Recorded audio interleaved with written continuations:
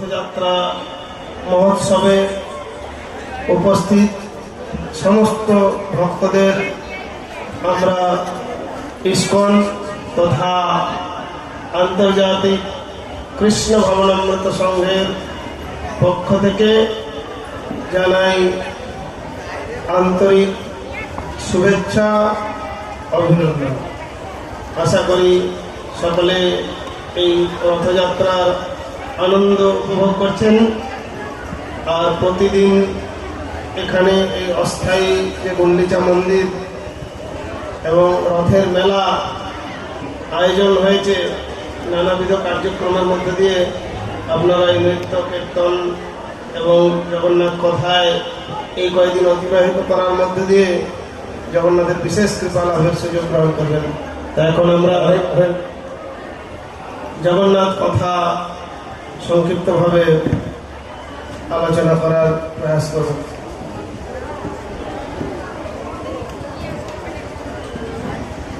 জয় রাধা মাধব কুঞ্জ বিহারী,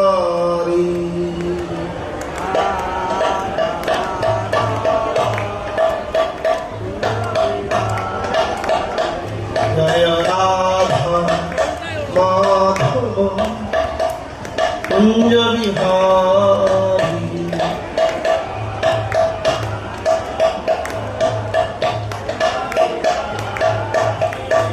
গোপীজন বল্লভ গিরিবর হারি,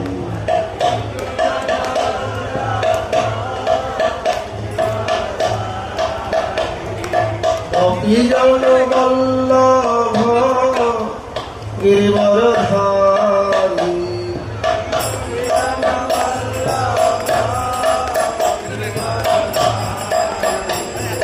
যশোদানন্দন ব্রজজনরঞ্জন,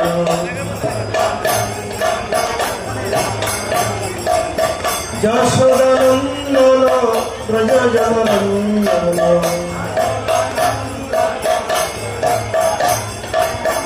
যমুনা তীর বনচারী, জয় রাধা মাধব কুঞ্জ বিহারী,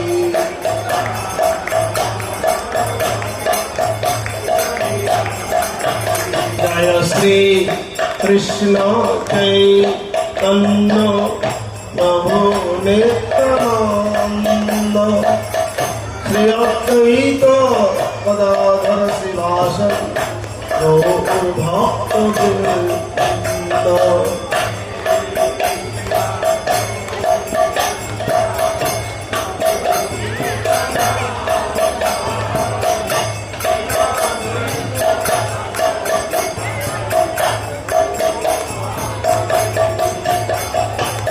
হরে Krishna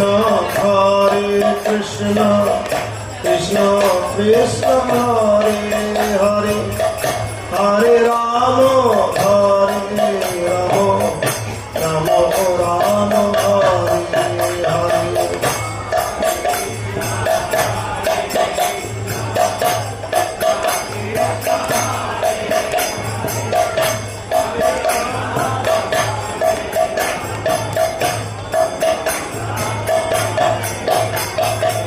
Hare Krishna Krishna Krishna Hare Hare, Hare Ram Ram Ram Hare Hare,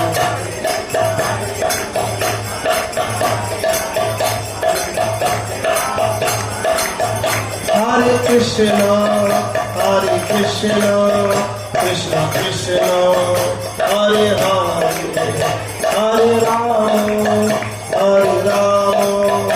Ram Ram Hare Hare,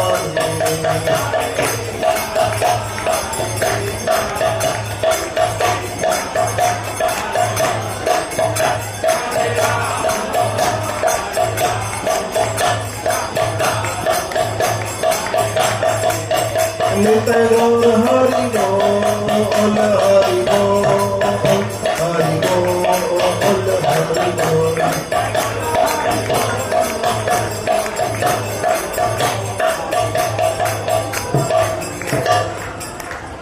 गौर प्रेमानंदे। ओम अज्ञानतिमिरन्धस्य ज्ञानाञ्जनशलाकया चक्षुरुन्मीलितं येन तस्मै श्रीगुरवे नमः। नमो ॐ विष्णुपादाय कृष्णपृष्ठाय भूतले श्रीमते भक्तिवेदान्त स्वामिनिते नमिने। नमस्ते सारस्वती देवे गौरवाणी प्रचारिणे निर्विशेष शून्यवादी पाश्चात्य देशकारिणे। वंशाकल्पतरुभ्यश्च कृपा सिन्धुभ्यैव च पतितानां पावनेभ्यो वैष्णवेभ्यो नमो नमः। नमो महावदन्याय कृष्णप्रेम प्रदायते कृष्णाय कृष्णचैतन्य नाम्ने गौरतिसे नमः। हे कृष्ण करुणा सिन्धु दीनबन्धु जगत्पते गोपेश गोपिकाकान्त राधाकान्त नमस्तुते। तप्त कांचन गौरांगी राधे वृंदावनेश्वरी वृषभानुसुते देवी प्रणमामि हरिप्रिये। लीलाचल निवासाय नित्याय परमात्मने बलभद्र सुभद्राभ्यां जगन्नाथाय ते नमः। जय श्री कृष्ण चैतन्य प्रभु नित्यानंद श्री अद्वैत गदाधर शिवासादि गौर भक्तवृंद। हरे कृष्ण कृष्ण कृष्ण हरे हरे हरे राम राम राम हरे हरे। हरे कृष्ण। सधे समुपस्थित भक्तवृंद, रथयात्रा उत्सव उपलक्षे आयोजित এই কর্ণিচা মন্দির প্রাঙ্গণে আমরা শ্রী জগন্নাথের কৃপা লাভের প্রত্যাশায় তার লীলা গুণমহিমা কথা ভক্ত সঙ্গে পরস্পর আলোচনা করার মধ্যে দিয়ে আনন্দ লাভের প্রয়াস করি। কেননা ভগবান শ্রীকৃষ্ণ গীতায় উপদেশ দিয়েছেন, মচ্চিত্তা মদ্গত প্রাণা বোধয়ন্ত পরস্পরম অথয়ন্তশ্চমাংলিত্যম তুষ্যন্তি চ রমন্তি চ।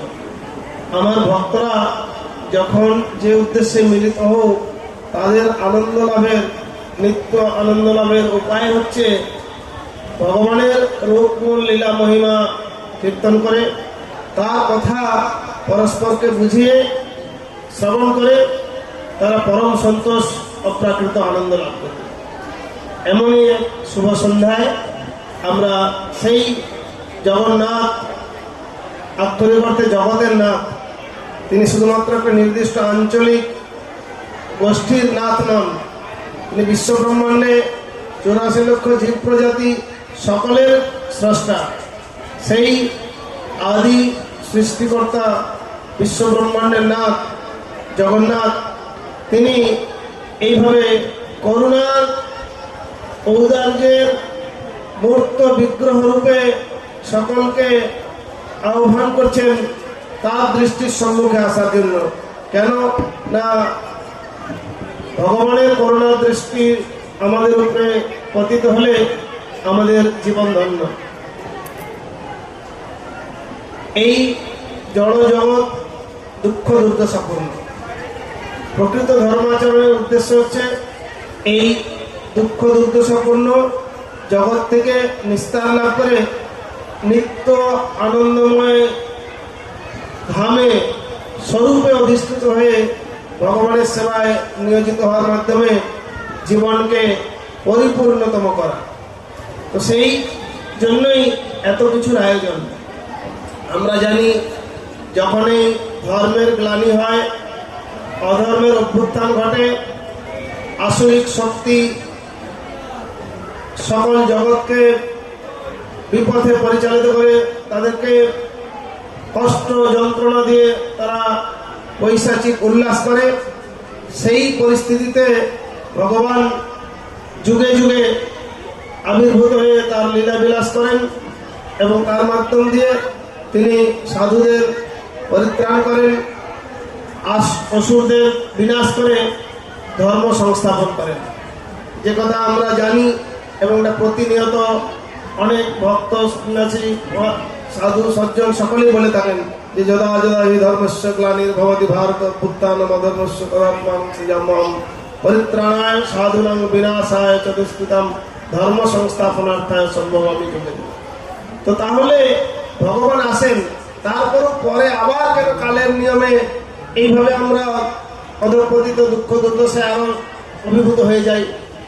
ভগবান সত্য যুগে এসেছেন, সেই যুগে মানুষের আয়ু ছিল লক্ষ বছর, হাজার হাজার বছর তপস্যা করে ভগবানকে লাভ করা যেত।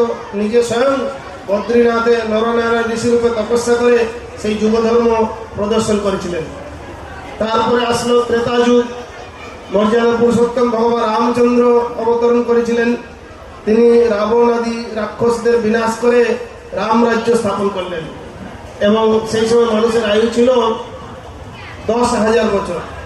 আর যজ্ঞ, যদিও প্রতি যুগেই নাম সংকীর্তন, তপস্যা, ব্রত, যজ্ঞ, উৎসব আদি রয়েছে, কিন্তু এক এক যুগে যুগ বৈশিষ্ট্য অনুসারে সেই যুগের যুগ ধর্ম নির্ধারণ রয়েছে।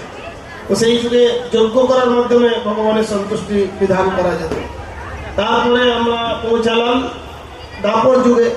স্বয়ং ভগবান লীলা পুরুষোত্তম শ্রীকৃষ্ণ তিনি মথুরায় অবতীর্ণ হয়ে ব্রজভূমি বৃন্দাবনে লীলাবিলাস করার পর দ্বারকায় তার ঐশ্বর্য মণ্ডিত ধাম প্রকাশ করেন এবং তারপর বর্তমান সময়ে আমরা যে সময়টাতে এসেছি, এই কলিযুগ, অল্প আয়ু, মন্দভাগ্য, রোগ শোকে উপদ্রুত, আর বড় জোর 100 বছর আয়ু, কিন্তু খুব কম লোকেই 100 বছর পর্যন্ত বাঁচে। তো এই যুব পরিস্থিতিতে ভগবান আমাদের জন্য অনেক সরল সহজ পন্থা প্রদর্শন করলেন যে যজ্ঞ, পূজা অর্চনা, দান ধ্যান সামর্থ্য অনুসারে করতে পারো, কিন্তু যদি ভগবানের এই দিব্য নাম সম্বন্ধিত যে মহামন্ত্র তা কীর্তন করার মধ্যে দিয়ে ভগবানের আরাধনা করতে হবে।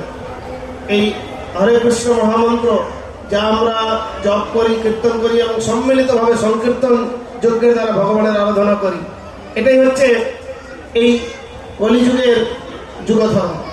তাই কলিহত জীবকে কৃপা করার জন্য আজ থেকে 536 বছর পূর্বে এই গৌরবঙ্গের নদিয়ার নবদ্বীপ মণ্ডলে অবতীর্ণ হলেন গৌরাঙ্গ মহাপ্রভু, যিনি 24 বছর এই নদিয়ায় অবস্থান করে মহা সংকীর্তন আন্দোলনের সূচনা করলেন এবং নাম প্রেমে সকলকে ভাসিয়ে দিলেন। আরো বৃহত্তর জগতের কল্যাণের জন্য তিনি সন্ন্যাস গ্রহণ করার পরে এখান ছেড়ে জগন্নাথের আবির্ভাব ক্ষেত্র লীলাভূমি নীলাচল পুরী ধামে তিনি চলে যান।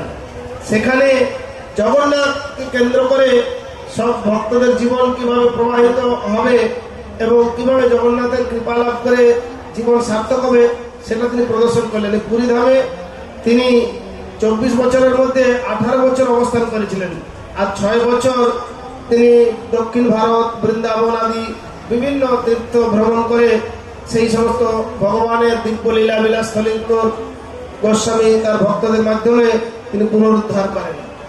তো এই যে জগন্নাথ, এই জগন্নাথকে আমরা জগন্নাথ অষ্টকমের প্রার্থনার প্রথমেই দেখতে পাই, সেখানে বন্দনা করে বলা হয়েছে কদাচিৎ কালিন্দী তট বিপিন সঙ্গীত তরল মুদাভির নারী বদন কমলাস্বাদ মধুপ রমা শম্ভু ব্রহ্ম অমরপতি গণেশার্চিত পদ জগন্নাথ স্বামী নয়ন পথগামী ভব তুমি। সেই বৃন্দাবনে যমুনা কুলিনে লীলা বিলাসরত সেই যে ইন্দ্রনন্দন কৃষ্ণ, যার আরাধনায় পার্বতী, শিব, গণেশ, লক্ষ্মী দেবী সকলে উৎকণ্ঠিত হয়ে সবসময় তার পদবন্দনা করছেন, সেই প্রভু জগন্নাথ যেন আমাদের নয়ন পথের প্রতীক। তো এই যে জগন্নাথ, এই লীলা প্রসঙ্গে বলতে গেলে আমাদের কিছু পূর্ব প্রসঙ্গ অনুধান করতে হয়। কৃষ্ণলীলায় এই তার প্রতীকী, কেননা যেই গৌর সেই কৃষ্ণ সেই জগন্নাথ। ইতিপূর্বে আমরা বাউল সঙ্গীত শ্রবণ করছিলাম যে আমরা আচার্যদের মুখ থেকে শাস্ত্রের তথ্য প্রমাণের ভিত্তিতে জানতে পারি যে গৌরাঙ্গ মহাপ্রভু এসেছেন ভক্ত রূপে, উদারভাবে সকলকে নাম প্রেম বিতরণ করেছেন। আর কৃষ্ণ এসেছেন তার ভক্তদের সঙ্গে অন্তরঙ্গভাবে সমস্ত প্রকারের লীলা বিলাস করে তাদের উজ্জীবিত করেছেন। আর জগন্নাথ এসেছেন এই কলিহত মানুষ অন্নগত প্রাণ, তাই এই জগন্নাথের লীলায়, জগন্নাথের উৎসবে কোনো ব্রত উপবাস উচ্চ সাধন কষ্টকর কোনো কিছু নেই। কেননা যেহেতু আমরা অন্ন আদি খাদ্যদ্রব্য গ্রহণ না করে বেশিক্ষণ আমরা শক্ত সামর্থ্য বা থাকতে পারি না, তাই অন্নগত প্রাণ এই কলিযুগের মানুষ। তাই ভগবান এই যে গ্রহণ করার এই বিগ্রহ রূপে প্রকাশিত হলেন, তাকে প্রতিনিয়ত 56 ভোগ আদি অনেক প্রকারের ভোগ নিবেদন করা যায়, যখন তখন, রাত্রি দিন 24 ঘন্টা সব সময়। আর সেই প্রসাদ রূপে সকলে অকাতরে গ্রহণ করে তাদের জীবনকে শুদ্ধ করে তুলতে পারেন। তো যে ঘটনার অবলম্বনে এই রথযাত্রা যুগ যুগ ধরে চলে আসছে, সেই ঘটনাক্রম আমরা স্মরণ করার চেষ্টা করতে পারি। আমরা জানি যখন ভগবান শ্রীকৃষ্ণ তিনি মথুরায় অবতরণ করে বৃন্দাবনে লীলাবিলাস করছিলেন, পরবর্তীতে কংসের আহ্বানে যখন কৃষ্ণ বলরাম বৃন্দাবনের থেকে মথুরায় যাবেন, তখন ব্রজবাসীরা কেউই কৃষ্ণকে যেতে দিতে চান না, কেননা তাদের প্রাণের আরাধ্যই ভগবান। শ্রীমদ্ ভাগবতের টিকায় বলা হয়েছে, আরাধ্য ভগবান ব্রজসতন তদ্ধম বৃন্দাবন রম্যা কাচির উপাসনা ব্রজবধূ বর্গেন যা কল্পিতা।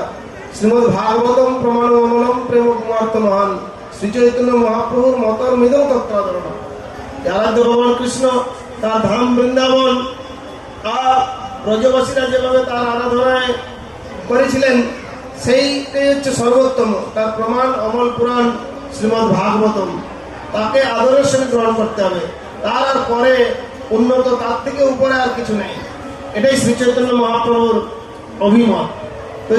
তাই যখন এই কর্তব্যের খাতিরে ব্রজবাসীদেরকে তিনি আশ্বস্ত করলেন যে আমার কর্তব্য সম্পাদন করার পরে আমি পুনরায় এই বৃন্দাবনে প্রত্যাবর্তন করব, অতএব তোমরা কোনো দুঃখ করো না। কর্তব্য পথে ভালোবাসা বা প্রেম কখনো বাধা হতে পারে না।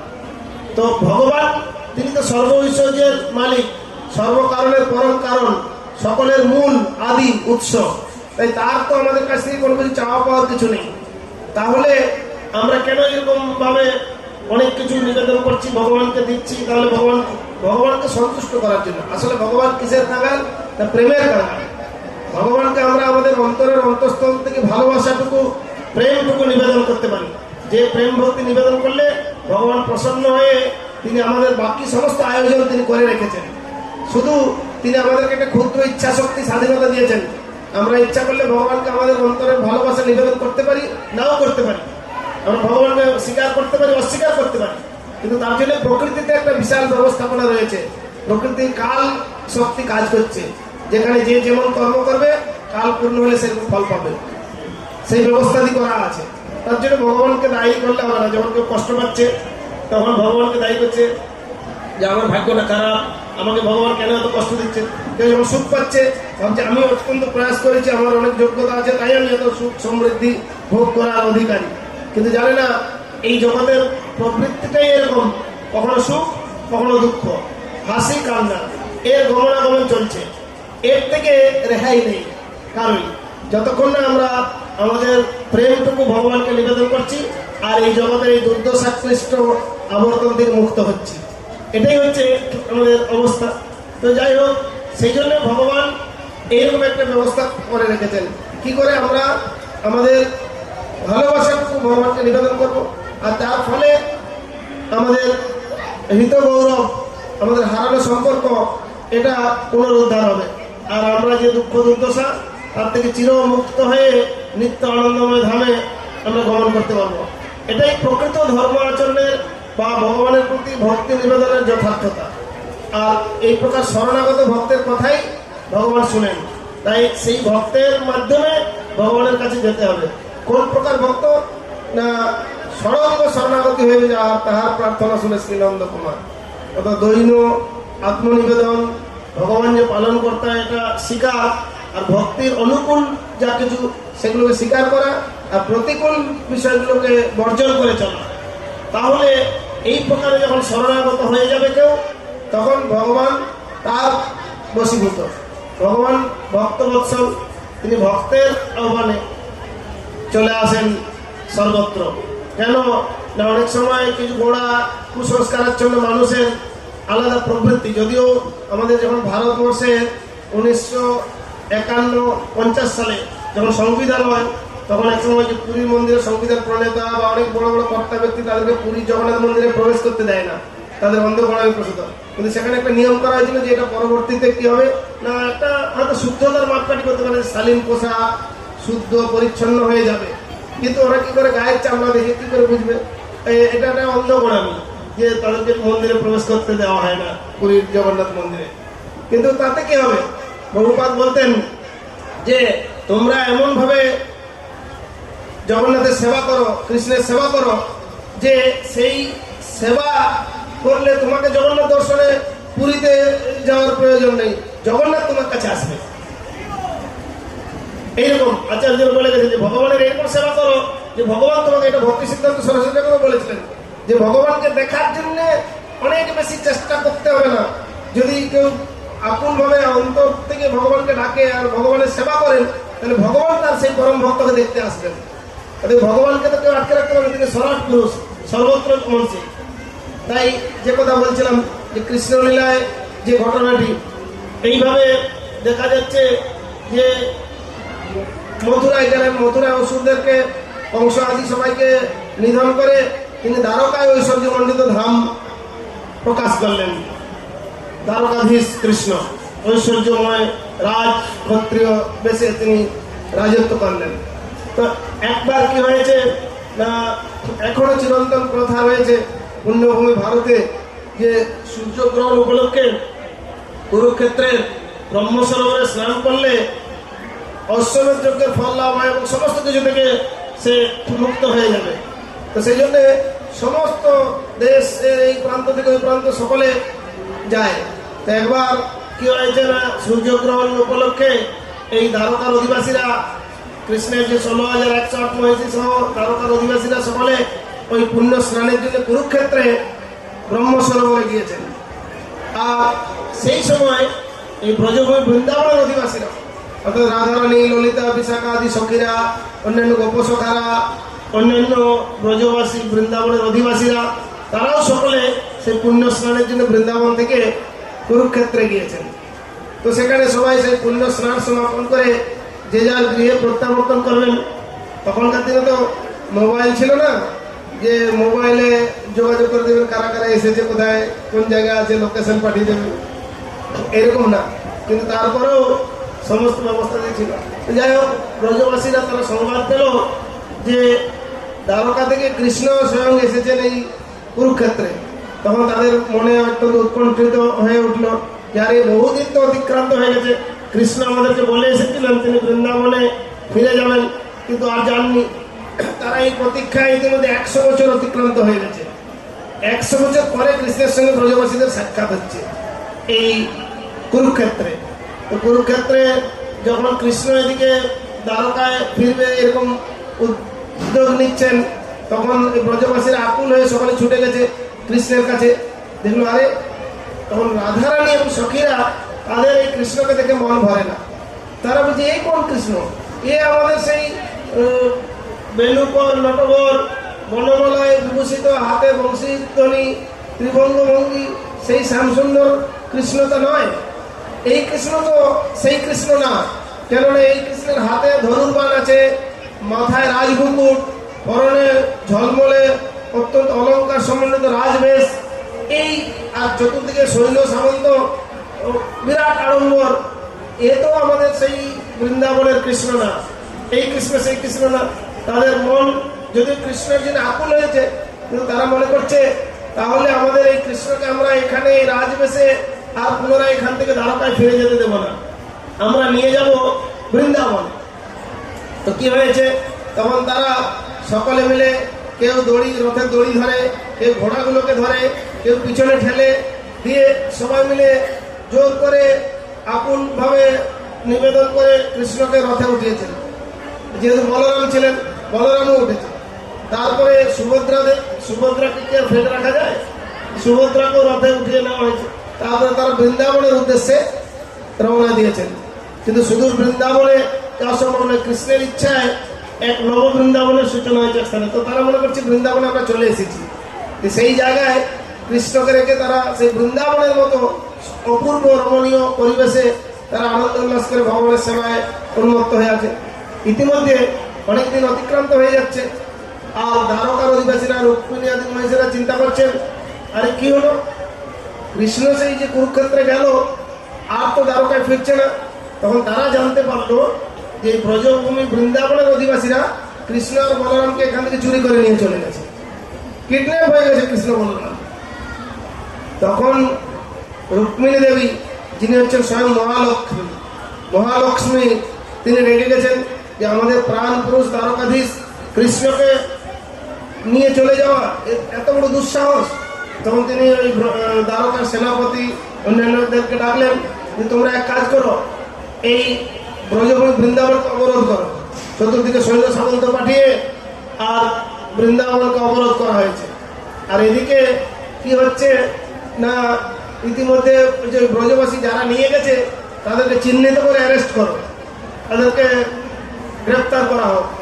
তাদেরকে সব গ্রেপ্তার করে গৃহবন্দী করে রাখা হয়েছে আর ব্রজভূমি অবরোধ করে দেওয়া হয়েছে। তখন ইতিমধ্যে নারদ মুনি দ্বারকায় গেছেন যে কি ব্যাপার। তখন দ্বারকার অধিবাসীরা বলছেন এরকম ব্যাপার, তাহলে ওদের একটা বিচার করতে হবে, ওদের উপযুক্ত শাস্তি দেওয়া প্রয়োজন। কেননা এদের এত বড় দুঃসাহস যে দ্বারকাধীশ কৃষ্ণ, যিনি সকলের পরম প্রভু, সকলের শাসনকর্তা, তাকে তারা নিয়ে চলে যায়। তো তখন ঠিক হলো বিচার সভা বসবে। তো বিচার সভা বসেছে, তো দুই পক্ষের তো উকিল অন্যান্য কিছু আয়োজন করা দরকার। তো দ্বারকার অধিবাসীদের পক্ষে সওয়াল জবাব মানে বাদানুবাদ করার জন্যে, তথ্য প্রমাণ পেশ করার জন্যে নারদ মুনি নিয়োজিত হয়েছে। নারদ মুনি দ্বারকার অধিবাসীদের পক্ষে, আর বৃন্দাবনের অধিবাসীদের পক্ষে ললিতা দেবীকে উকিল নিয়োগ করা হয়েছে। ঠিক আছে, তো ললিতা দেবী আর নারদ মুনি পরস্পর বাদানুবাদ চলছে, তথ্যযুক্তি লড়াই। তো সে অনেক বর্ণন, এত বিশদ বিবরণ এখানে আলোচনা করার মতো প্রয়াস নেই। কিন্তু মূল কথাটা হচ্ছে এক এক সময় এক এক জায়গার মহিমা প্রকাশ হয়েছে। দ্বারকা কত ঐশ্বর্যমণ্ডিত, সেখানে এই সামান্য গ্রামের অধিবাসী, বৃন্দাবন তো একটা গ্রাম, যমুনার তীরে বনে বনে গোচারণ করে ঘুরে বেড়াতো সেই সময়। এদের কি এমন আছে যে এরা এত বড় দুঃসাহস করবে? তো তখন ললিতা দেবী বৃন্দাবনের পক্ষে হয়ে বলছেন যে আরে তোমরা বৃন্দাবনের মহিমাই জানো না। বৃন্দাবনের বৃক্ষগুলো হচ্ছে সব কল্পবৃক্ষ, আর বৃন্দাবনের গাভীগুলো হচ্ছে সব সুরভি গাভী, আর বৃন্দাবনের ধূলিকণা হচ্ছে চিন্তামণি। যেভাবে আমরা ব্রহ্মসংহিতার বর্ণনা থেকে জানতে পারি যে চিন্তামণি প্রকর সৎমসু কল্পবৃক্ষ লক্ষ্মাবৃতেষু সুরভীর বিপালন্তম লক্ষ্মী সহস্র শতসম্ভ্রম সেব্যমানম গোবিন্দম আদি পুরুষম তমহং ভজামি। যে এই যে চিন্তামণি ধাম, তো সেখানে কল্পবৃক্ষের কাছে যে যা বাসনা করবে, যে যা চাইবে তাই পেয়ে যাবে। আর ধূলিকণা তো এরকম চিন্তামণি যে চিন্তা করলেই সেই বিষয়ের সঙ্গে সঙ্গে প্রকাশিত হয়ে যাবে। আর সুরভি গাভী, সে অফুরন্ত দুগ্ধ অমৃত প্রদান করে। তো তারপরে বৃন্দাবনে এরকম কেন না, এই যে প্রেম বা ভালোবাসার কাছে ঐশ্বর্যের প্রকাশ থাকলে সেই ভালোবাসা অহংকারে পর্যবসিত হয়। যেরকম বর্তমান দিনে মানুষ পরস্পরকে ভালোবাসে, সেটা আদান প্রদান আর ধন দৌলতের উপরে আধারিত। যখনই ধন দৌলতের ঘাটতি হয়, আদান প্রদানে কম হয়, তখন সেই ভালোবাসা কর্পূরের মতো উড়ে যায়।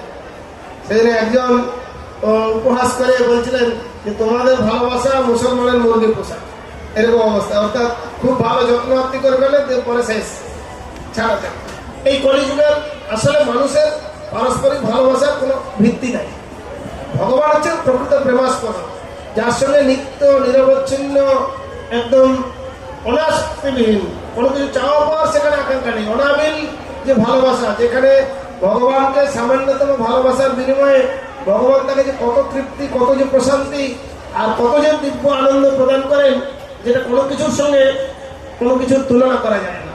তো যাই হোক, এভাবে ললিতা দেবী যুক্তি দিচ্ছেন, আর নারদমণি যুক্তি শেষ পর্যন্ত কড়াভুক্ত হয়ে গেছে, যে তারা চিন্তা করলেন যে হ্যাঁ, আর এটাও ঠিক যে তারা জেনেছেন দ্বারকার অধিবাসীরা যে কৃষ্ণ দ্বারকায় রাজত্ব করলে কি হবে, তিনি শয়নে স্বপনে সবসময় এই রাধারানীর কথা, ব্রজগোপী বৃন্দাবনের কথাই সবসময় যেন চিন্তা করে, অর্থাৎ তার দেহটা দ্বারকায় পড়ে থাকলেও মনটা আছে বৃন্দাবনে।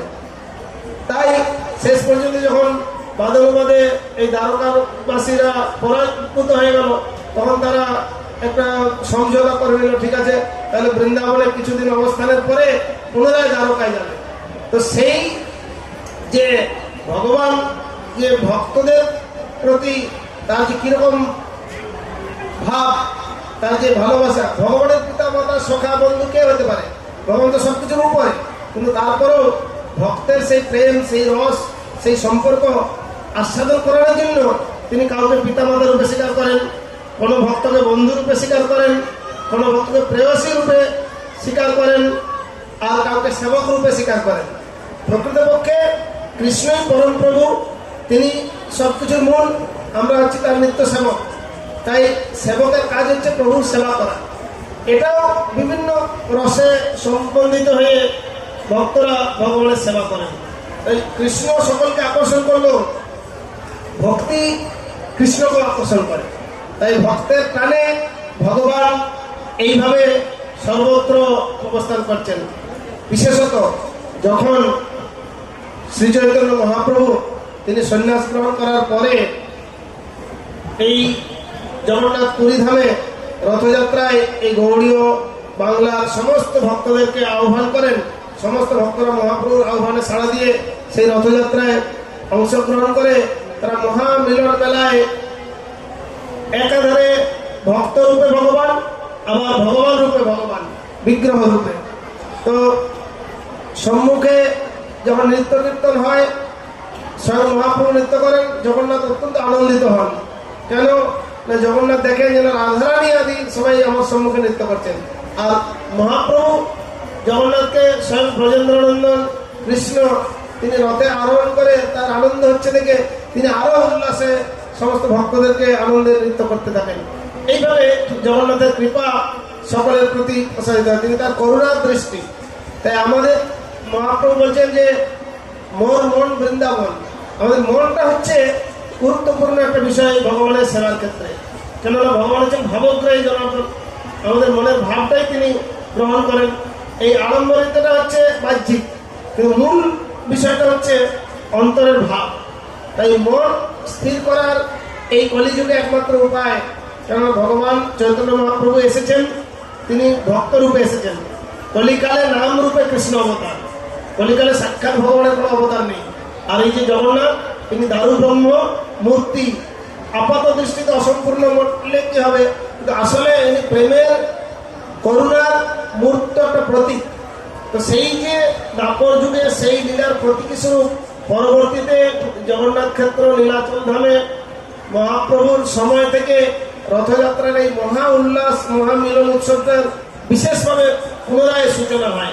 যদিও ইন্দ্রদ্যুম্ন মহারাজের সময়ে সত্যযুগে জগন্নাথের এই বিগ্রহ প্রকটিত হয়েছিল, কিন্তু তারপরেও পরবর্তীতে অনেক যুগ চলে গেছে, বলে না গঙ্গা দিয়ে অনেক জল বয়ে গেছে, কত রাজা এসেছে, কত লুটতরাজ এসেছে, কত শাসক আক্রমণ করেছে। একসময় ওই যে কালা পাহাড় মুসলমানদের সেনাপতি আক্রমণ করার সময় অনেক বছর রথযাত্রা বন্ধ ছিল পুরী ধামে।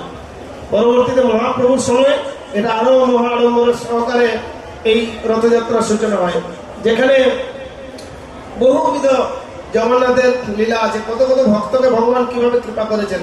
এই মহাপ্রভু বলছেন এই মন, তো মনকে নিয়ন্ত্রিত করা হলে মন তখন আমাদের বন্ধু, অর্থাৎ নিয়ন্ত্রিত মন আমাদের বন্ধু, আর অনিয়ন্ত্রিত উশৃঙ্খল চঞ্চল মন হচ্ছে আমাদের শত্রু। তাই লোকেরা মনে করে মন যা চায় তাই করি। এই প্রসঙ্গে মনকে ভগবানের, যেহেতু ভগবান ভাব গ্রহণ করেন, তাই মনের ভাবটুকু ভগবানকে সমর্পণ করলে তিনি হচ্ছেন ভাবগ্রাহী জনার্দন।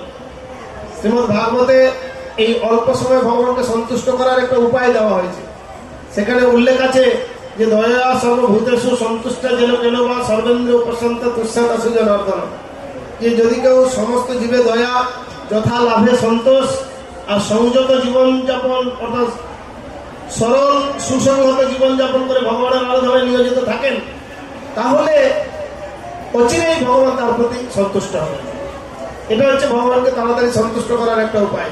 এবং তখন আমাদের মন যখন ভগবানের চরণে সবসময় প্রতিনিয়ত নিয়োজিত থাকবে, অর্থাৎ মনে সবসময় ভগবানের চিন্তায় চেতনায় থাকবে, তখন মন স্থির থাকবে। আর স্থির নিয়ন্ত্রিত মন নিয়ে যে কোনো কাজে আমরা সফল হতে পারি অনায়াসে। তো এই প্রসঙ্গে জগন্নাথের লীলার একটা প্রসঙ্গ বলে আমি এই সংক্ষিপ্ত কথা শেষ করব। পরবর্তীতে আরও নানাবিধ কার্যক্রম রয়েছে। তো একবার কি হয়েছে, এই রথযাত্রার পূর্ব প্রস্তুতি স্বরূপ জগন্নাথের যারা পূজারী তারা সাধারণত তাদেরকে পান্ডা বলে পরিচয় দেওয়া হয়।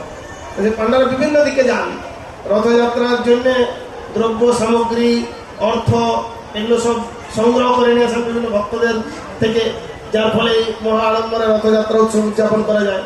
ঠিক সেই রকমই বহুকাল পূর্বের কথা, জয়পুরের রাজারা ছিলেন ভগবানের খুব মহান মহান সব ভক্ত, এবং তারা বিভিন্ন জায়গায় মন্দির নির্মাণ, সেবার আড়ম্বরিতা, বিভিন্ন ভক্ত সেবা, এই সমস্ত বিপুল আয়োজন করেছেন বহুবিধ। এমনকি এই যে বৃন্দাবনের মন্দিরাদি নির্মাণ হয়েছে বা জয়পুর রাজস্থানের যে সমস্ত মন্দিরাদি সব ওই সমস্ত রাজারা করেছেন, ভদ্র রাজারা। তো ওখানে একজন জগন্নাথের পূজারী পান্ডা সেই জয়পুরে গিয়েছেন রাজস্থানে জগন্নাথের সেবার জন্য, দ্রব্য সামগ্রী অনেক কিছু জিনিসপত্র সংগ্রহ করার জন্য। তো জগন্নাথের পূজারী এসেছেন, তো তাই রাজার খুব আনন্দ, রাজা অত্যন্ত আপ্যায়ন করেছেন, সম্মান করে তাকে থাকতে দিয়েছেন। তারপরে অনেক প্রকার অলংকার অর্থ এই সমস্ত জগন্নাথের সেবার জন্য প্রদান করেছেন। কিন্তু অনেক সময় কি হয়, যারা পূজা সেবা করে জগন্নাথের কাছাকাছি থাকতে থাকতে, যেহেতু অনেক ভক্তরা তাকে সম্মান করে, অনেকে এসে তার মাধ্যমে তোমাদের কেউ মহৎ ব্যক্তির সান্নিধ্য পেয়ে কিছু ক্ষমতা পেয়ে গেলে তার অহংকার হয়ে যায়। অহংকারের ফলে সে প্রভুর প্রতি সেই রকম আর বিশ্বাসটা তুলে যায়, সে নিজে ভোগ করতে চায়। অনেক সময় যে জগন্নাথের সেবা নিবেদন করছে, তাহলে তার কিছু আমি ভোগ করিনি, এইরকম একটা ভাব চলে আসে। তখন ভগবান এই অহংকারী ভক্তের দর্প, যে ভগবান হচ্ছে দর্পহারী, এই দর্প চূর্ণ করেন। তো এখন কি হয়েছে, ওই রাজার সভায় প্রতিদিন কৃষ্ণলীলা জগন্নাথের কথা প্রতিদিন পাঠ হতো। তো ওই রাজার একজন খুব সুন্দরী কন্যা ছিল, রাজকন্যা। তো তিনি প্রতিদিন এই জগন্নাথের কথা, জগন্নাথ এই কৃষ্ণলীলায় জগন্নাথ যে কীভাবে প্রকাশিত হয়েছিলেন সেই কথা শ্রবণ করে জগন্নাথের প্রতি তার প্রগাঢ় ভক্তি। কিন্তু সুদূর সেই রাজস্থান থেকে জগন্নাথ দর্শন করতে আসা তার পক্ষে এক প্রকার অসম্ভব। তাই তিনি যখন জানতে পারলেন যে তাদের রাজমহলে জগন্নাথের পূজারী এসেছেন, তখন সেই রাজকন্যা এসে পূজারীকে প্রণাম করেছেন যে আপনি তো জগন্নাথের মহান ভক্ত, তা আমি আমার একটা প্রীতি উপহার প্রভু জগন্নাথের জন্য আমি দিতে চাই। তো আপনি এই উপহারটুকু জগন্নাথের হাতে দেবেন, আর যেন অন্য কোনো অন্যথা না হয়। তার জন্যে পূজারীকেও কিছু প্রণামীও দিয়েছেন। দিয়ে তারপরে ওই একটা সুন্দর বাক্সে ভেলভেটের কাপড় মুড়ে অত্যন্ত যত্ন সহকারে ওই পান্ডার হাতে তুলে দিয়েছেন, এবং তাকে বারবার অনুরোধ করেছেন এটা কিন্তু অন্য কোথাও না, কোনোভাবে না, এটা আমার প্রাণের দেবতা স্বয়ং ভগবান জগতের নাথ জগন্নাথের হাতে দিলেন। তো তারপরে যথারীতি পান্ডা অত্যন্ত আনন্দের সময় অনেক দান দক্ষিণে পেয়েছে, আসছে। কিন্তু আস্তে আস্তে তার মনে একটা সন্দেহ জেগেছে কি, যারে এইটা এই যে জগন্নাথের জন্য যে উপহারটা দিয়েছে এই ছোট বাক্সের মধ্যে, এটা নিশ্চয়ই অনেক দামি জিনিস আছে, মানে এত যত্ন সহকারে দিয়েছে। তো এটা একটু দেখি কি আছে, দেখে নি। আর তাছাড়া জগন্নাথের তো হাতেই নাই, আর কি হাতে দেবো, লোকেরা বলে না কোথায় কোথায়, কিন্তু এইটা হচ্ছে মহামূর্খের কথা। জগন্নাথের হাত, এই চিন্ময় হস্ত সব জায়গায় প্রসারিত, যে কোনো জায়গা থেকে জগন্নাথ হাত দিয়ে যে কোনো জিনিস তুলে নিতে পারে। সাধারণ দৃষ্টিতে আমরা ভগবানকে আমাদের জড় দৃষ্টিতে সবকিছু দেখতে পাই না, তার জন্য তাকে অসম্পূর্ণ অপ্রাকৃত মনে হচ্ছে। ভগবান তো একাধারে এক অর্থে সর্বত্র বিরাজ করছেন, কিন্তু ভক্তের আহ্বানে তিনি, তাহলে অনেকে বলতে পারেন ভগবান যদি সব জায়গায় আছেন তাহলে মন্দিরে যাওয়ার দরকার কি, কিন্তু মন্দির হচ্ছে এটা প্রার্থনার স্থান। যেহেতু বিধিবদ্ধ নিয়ম অনুসারে ভগবান একটা রূপ পরিগ্রহ করে সেখানে অবস্থান করছেন, ভক্তরা আকুলভাবে সেখানে প্রার্থনা জানায়। যেরকম পোস্ট অফিসে প্রভুপাদ একটা উদাহরণ দিয়েছেন, পোস্ট অফিসের মাধ্যমে আমার লক্ষ্যে একটা চিঠি বা অর্থ আমি পাঠিয়ে দিতে পারি জায়গায়, তার জন্য তারা কিছু পোস্ট বক্স করেছে, নিয়ম করেছে। সেই বাক্সে যদি আপনি চিঠিটা ফেলে দেন, আপনি যার উদ্দেশ্যে পাঠাচ্ছেন ঠিক জায়গায় পৌঁছে যাবে। তো এখন ওইরকম বাক্স আপনি তৈরি করে আপনার ঘরে ঝুলিয়ে রাখলে সেই বাক্সে দিলে কোনো কাজ হবে না। তো সেই জন্যে শাস্ত্রের অনুমোদন এবং আচার্য পরম্পরাক্রমে যে শিক্ষা আমরা পাচ্ছি সেই অনুসারে, যেমন বিশেষ পরিধিযোগ্য বিধান অনুসারে ভগবানের অনুমোদিত বিগ্রহ করা হয়, সেই বিগ্রহের কাছে প্রার্থনা নিবেদন করলে সেই যন্ত্র সেই প্রার্থনা সত্যি আকুলভাবে সেই প্রার্থনা ভগবানের কাছে পৌঁছে যায়। এই হচ্ছে একটা মাধ্যম, প্রার্থনার স্থান। সেই জন্য ভগবান সেখানে বিশেষভাবে তাকে পূজা সেবা আদি নিবেদন করা হয়। যদিও আমরা শাস্ত্রের বহু কাহিনী থেকে জানি, যেরকম হিরণ্যকশিপু যখন প্রহ্লাদকে মারতে গিয়েছিল তখন স্তম্ভ থেকেও নৃসিংহ ভগবান বেরিয়ে পড়েছিলেন। তার তখন আর বাবা মার দরকার হয়নি, ভগবান যে কোনো জায়গা থেকে যে কোনো রূপে প্রকাশিত হতে পারেন। এটা হচ্ছে ভগবানের অলৌকিকত্ব বা বিশেষ মহিমা। তো যাই হোক, সে পান্ডা অত্যন্ত অহংকারী হয়ে তার মনে এরকম ধারণা যে সে বাক্সর একটা মোড়ক খুলেছে, পরবর্তীতে তার মধ্যে আরেকটা বাক্স সেটা খুলেছে, অনেক আগ্রহ আরো বাড়ছে। কিন্তু ভেতরে দেখছে যে বিশেষ কিছু নাই, একটা কাগজ ভাঁজ করা আছে মাত্র, তাদের মধ্যে কয়েক লাইন লেখা আছে। তখন সে চিন্তা করলে এ কি, কিছু নাই, এই বাক্সটা আমি বয়ে বয়ে সেই পুরী ধাম পর্যন্ত নিয়ে যাবো। তো কি করেছে, মনে খুব রাগ হয়েছে যে কিছু একটা দামি জিনিস থাকবে মনে করছিল, কিন্তু দামি জিনিস নেই। তখন ওই কাগজটাকে ছিঁড়ে দিয়েছে, দু টুকরো করে ফেলে দিয়ে, ওই বাক্স ফেলে দিয়ে তারপরে চলে গেছে। তারপর অনেক কষ্ট করে, তখন তো পদব্রজে মানে হেঁটে হেঁটেই যেতে হতো। যেরকম মহাপ্রভু তিনি শুধু দক্ষিণ ভারত, বৃন্দাবন, পুরী সব জায়গায় পায়ে হেঁটে হেঁটে করেছেন, গিয়েছেন। এমনকি যখন এই রথযাত্রা উপলক্ষে মহাপ্রভু পুরী ধামে সমস্ত ভক্তদের ডাকতেন, এই বাংলার ভক্তরাও তারা যেত। 1 মাস যেতে সময় লাগতো, কেননা তখন তো আর রাস্তাঘাট এরকম ছিল না, আর হেঁটে হেঁটে গেলে সারাদিন তো আর হাঁটা যাবে না। একটা সময় পর্যন্ত হাঁটবে, খাওয়া দাওয়ার আয়োজন করবে, থাকবে, পরের দিন পুনরায় আবার যাবে। এইভাবে এখান থেকে হেঁটে হেঁটে যেতে 500-600 কিলোমিটার, প্রায় 1 মাস সময় লাগতো যেতে। তো রথযাত্রার 1 মাস আগে যাত্রা শুরু করতে হতো। তারপরে ওখানে রথযাত্রা উৎসব করার পরে আবার মহাপ্রভুর সঙ্গে 3-4 মাস থাকতেন, তারপর আবার 1 মাস হেঁটে হেঁটে আসতেন, মানে 6 মাস সময় চলে যেত। এখন 6-7 দিনেও কারো সময় নেই, কয়েক ঘন্টা সময় নেই। এখন মানুষ সবাই তো বিজি, কিন্তু বিজি হলে কি হবে, মানুষ বেশিরভাগ সময়টাই অপচয় করছে, বেশিরভাগ সময়টাই নষ্ট হচ্ছে। কতটুকু সময় আর কাজে লাগে যদি বিচার করা হয় যে আমরা জীবনের কতটুকু সময় প্রকৃতির কাজে লাগাই, 50% টাইম তো ঘুমিয়ে কেটে যায়।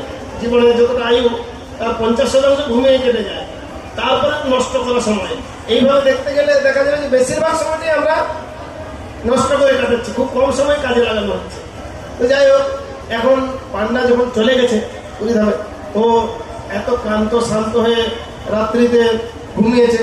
তো ঘুমিয়ে ঘরে একটা ভয়ঙ্কর শব্দ দেখছে, যে জগন্নাথ একটা বিভৎস রূপ ধারণ করে ওকে শাসাচ্ছে যে তুই আমার সেবক, এতদিন পূজা সেবা করো, আমার প্রতি তোর স্থির বিশ্বাস হলো না। আমার প্রাণের থেকেও প্রিয় ভক্ত আমাকে একটা উপহার পাঠিয়েছে, সেইটা তুই অনাদরে রাস্তার মধ্যে ফেলে দিয়ে চলে এসেছি, তোর বংশ আমি ধ্বংস করে ফেলবো। এরকম ও ভয় কাঁপছে আর বারবার আকুতি মিনতি করছে, এরকম অবস্থা। তারপরে যখন ঘুম ভেঙেছে, তো ভোরে ভোরে উঠে চিন্তা করলে হায় হায়, আমার তো মহা অপরাধ হয়ে গেছে, এই অপরাধের তো কোনো প্রায়শ্চিত্ত নেই। তখন ও ভোরেই মন্দিরের উদ্দেশ্যে রওনা দিয়েছেন, যে মঙ্গলারতির পূর্বে এদিকে কি হয়েছে, মঙ্গলারতির পূর্বে মন্দিরের প্রধান পূজারী মন্দিরের ভেতরে জগন্নাথের কিছু বেশভূষা, মাল্যার্পণ, অর্চনা আদি করতে হয় মন্দির খোলার আগে। তারপরে শঙ্করধ্বনি করে মন্দির খুললে সকলে মন্দিরের দর্শন পায়, ভগবানের দর্শন পায়। তো সেইরকম ভাবে কিন্তু ভেতরে ঢুকে দেখছে কিরকম সব জগন্নাথের বস্ত্র আর এলোমেলো হয়ে আছে, আর বুকের মধ্যে 2 খণ্ড নোংরা কাগজের টুকরো পড়ে আছে।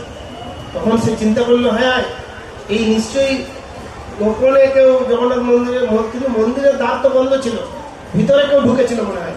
সে চিন্তা করছে কিছু একটা অঘটন হয়েছে, কিছু একটা অমঙ্গল সূচক কিছু হয়েছে, তাই সে এরকম দুশ্চিন্তা করছে।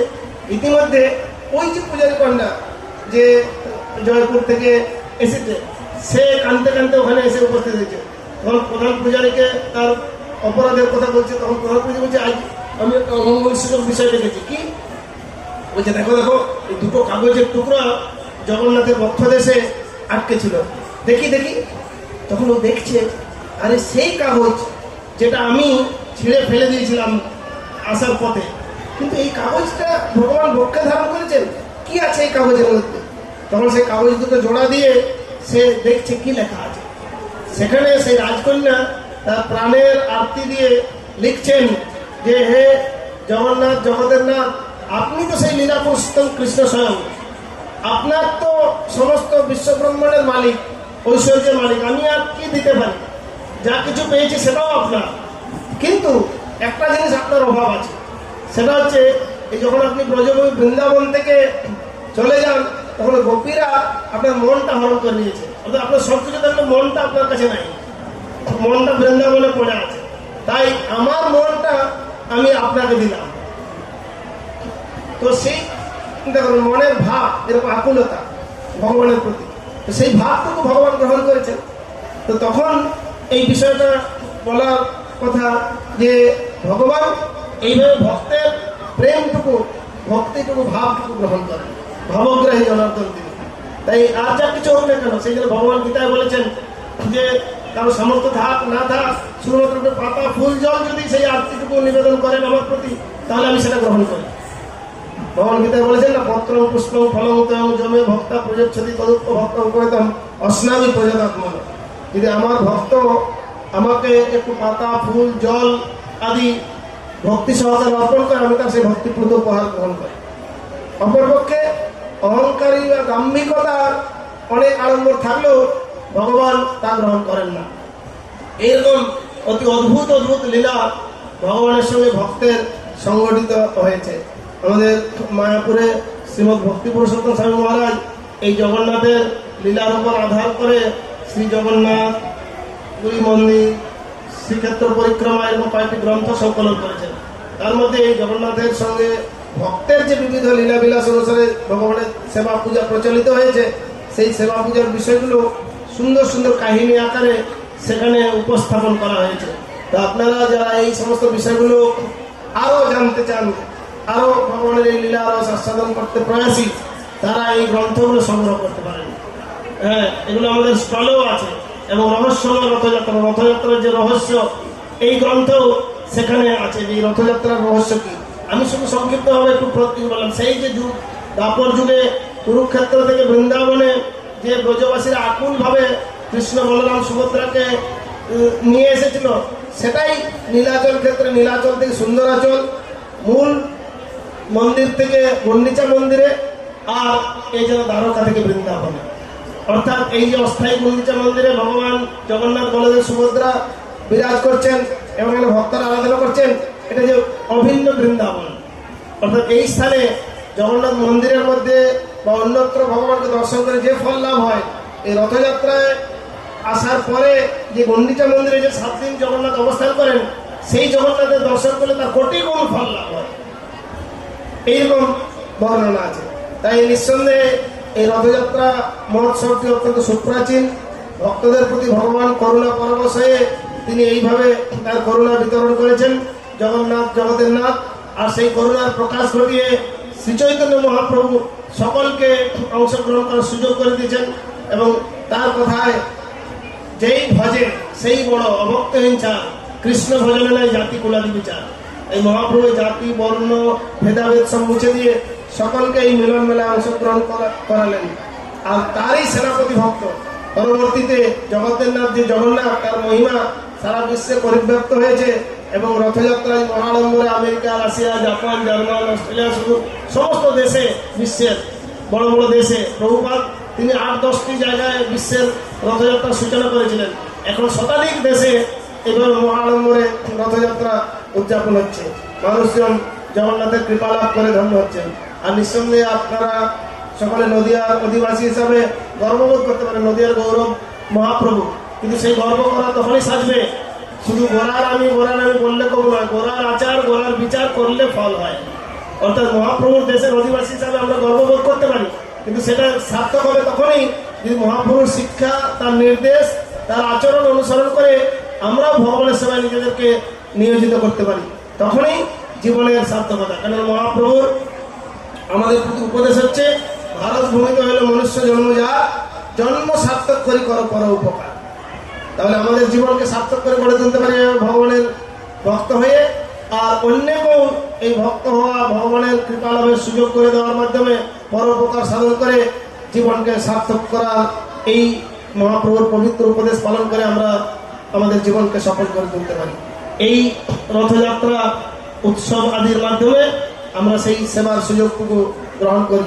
আর এই সেবা, এই সৌভাগ্য আপনারা যদি সারা জীবন ধরে রাখতে চান, তাহলে নিয়মিতভাবে ভগবানের এই দিব্য নাম হরে কৃষ্ণ কৃষ্ণ কৃষ্ণ হরে হরে, হরে রাম রাম রাম হরে হরে, এই মহামন্ত্র জপ কীর্তন এবং ভক্ত সঙ্গে নাম সংকীর্তনে অংশগ্রহণ করার মাধ্যমে আপনারা মহাপ্রভুর মহাকৃপা লাভ করে জীবনকে ধন্য করবেন। হরে কৃষ্ণ। সমস্ত ভক্তদেরকে অশেষ ধন্যবাদ। সকলের উপর জগন্নাথ বলদেব সুভদ্রা মহারানীর কৃপা বর্ষিত হোক, এই প্রার্থনা। হরে কৃষ্ণ।